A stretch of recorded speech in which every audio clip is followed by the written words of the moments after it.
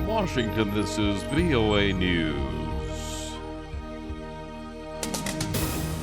I'm Steve Norman reporting. There has been an attempted coup in Turkey by what the government there describes as a clique in the military. Dorian Jones is in Istanbul with more. The president, Recep Tayyip Erdogan, is declaring that the coup has been defeated. This has been echoed by Prime Minister Binali Yildirim. He said that there are a few remaining pockets of resistance, but most of the coup people involved in the coup have now been detained. According to figures now, over 300 soldiers are now in custody. There are pictures all on social media and on TV showing the soldiers being led away by police. There have also been some pictures on social media of dead soldiers and others being attacked by crowds. It's been a night of unprecedented violence in the country's history. Dorian Jones in Istanbul. France began the first of 3 days of national mourning today following the attack on Bastille Day celebrations in Nice that left 84 dead. French President François Hollande has extended for 3 months the national state of emergency that's been in place since the Paris attacks left 130 dead. In Washington, President Obama says he spoke with Mr. Hollande. And I told President Hollande that we will stand united now in our grief, in our praying for the many who are injured, many of whom are still fighting for their lives. And we pledge to stand with our French friends as we defend our nations against this scourge of terrorism and violence. German Chancellor Angela Merkel, Britain's Prime Minister Theresa May, the UN Secretary General Ban Ki-moon, and Pope Francis are among the many who have condemned Thursday's attack in Nice.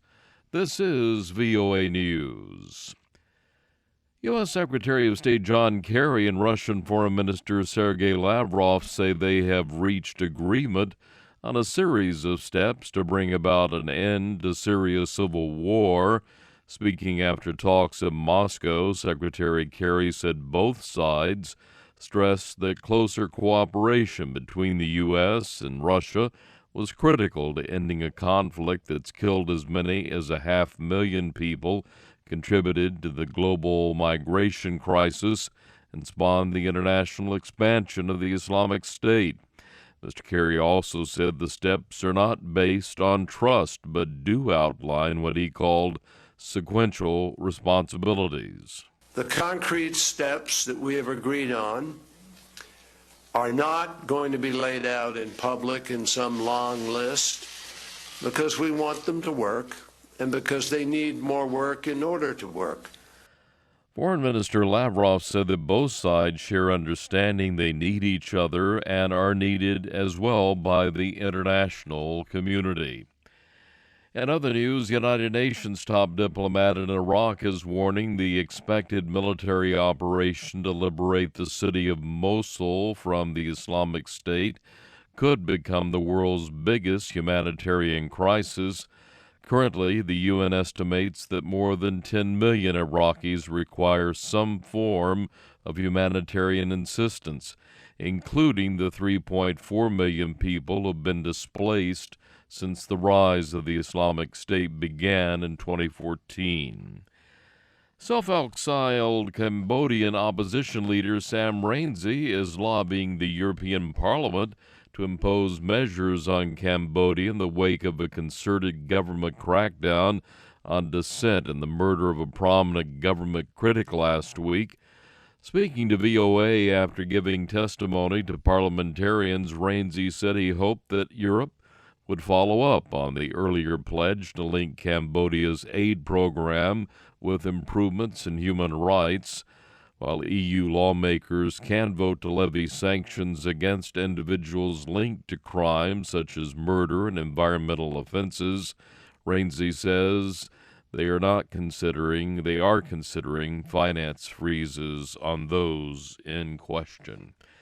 Turning now to U.S. politics, presumptive Republican Party presidential nominee Donald Trump has announced that Indiana Governor Mike Spence is his pick for vice president.